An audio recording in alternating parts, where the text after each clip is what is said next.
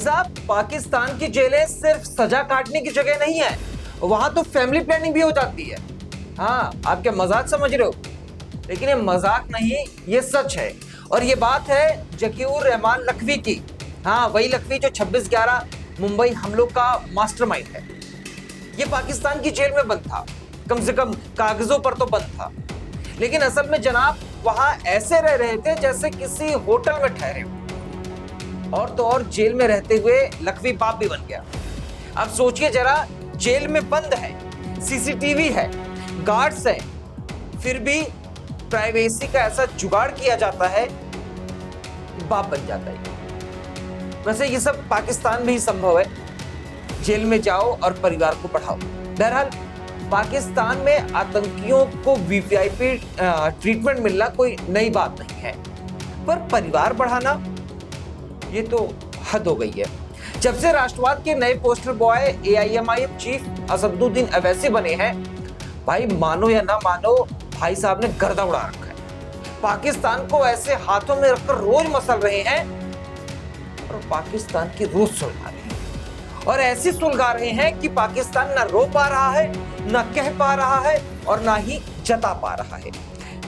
Delegation के साथ विदेश यात्रा पर गए ओवैसी साहब पाकिस्तान को ऐसे छील रहे हैं, ऐसे जलील कर रहे हैं कि मुल्ला मुनीर और शहबाज, पूरा पाकिस्तान पानी पानी हो गया है। वैसे पानी की वहां पे किल्लत तो होनी शुरू हो चुकी है।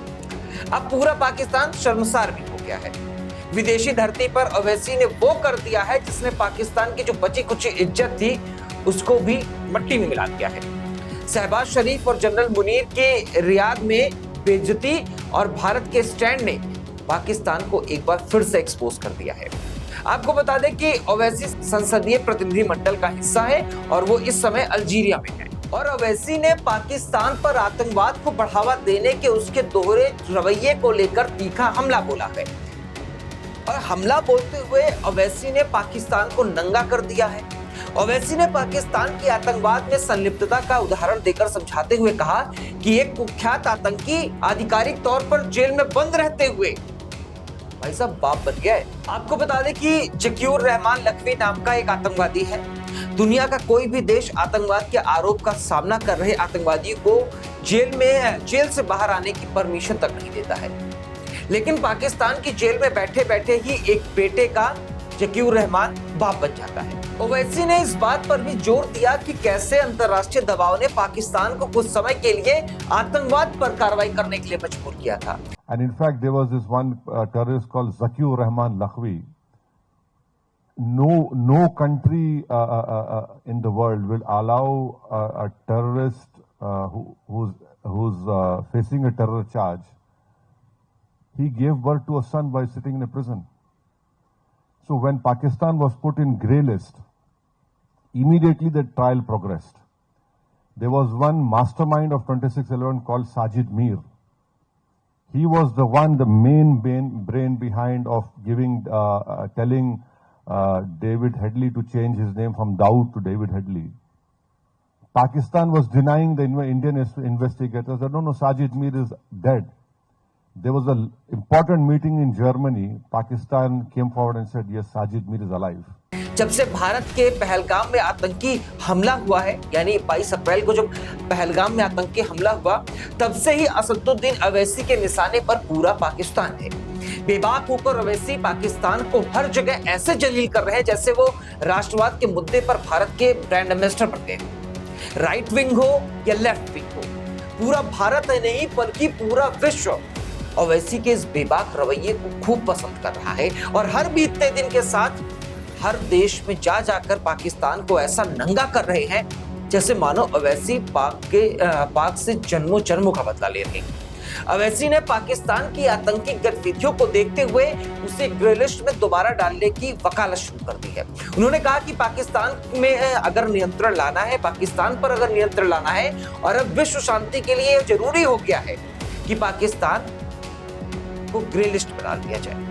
पाकिस्तान आतंकवाद का मुख्य प्रायोजक है और अब पाकिस्तान को ग्रे लिस्ट में वापस डाल देना चाहिए।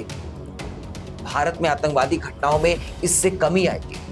आपको बता दें कि FATF एक वैश्विक निगरानी संस्था है जो आतंकवाद के वित्त पोषण के लिए कई देशों पर नजर रखती है। ओवैसी ने भारत और अल्जीरिया के बीच बढ़ते संबंधों की भी सराहना की। उन्होंने कहा कि हमने नवंबर 2024 में रक्षा क्षेत्र में समझौता यानी MOU साइन किया है। मुझे पूरा यकीन है कि इसमें आपसे समझ बढ़ेगी और हमारे देश और हमारे रिश्ते और मजबूत होंगे। उन्होंने उम्मीद जताई कि हमारे प्रधानमंत्री बहुत जल्दी अल्जीरिया आएंगे और अल्जीरिया के राष्ट्रपति भारत का दौरा भी करेंगे।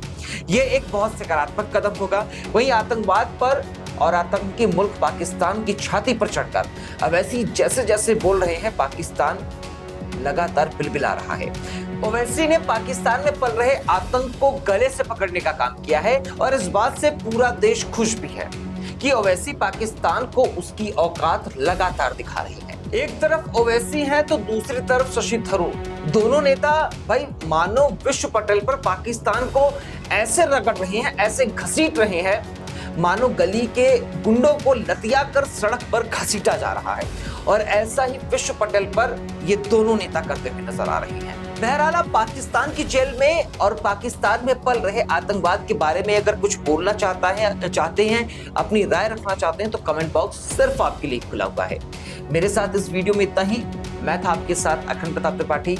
इस वीडियो को लाइक करते हुए, चैनल को सब्सक्राइब करने की अर्जी लगाते हुए आपसे विदा लेता हूँ। बहुत बहुत शुक्रिया, धन्यवाद, नमस्कार, जय हिंद। वीके न्यूज, राष्ट्र के नाम।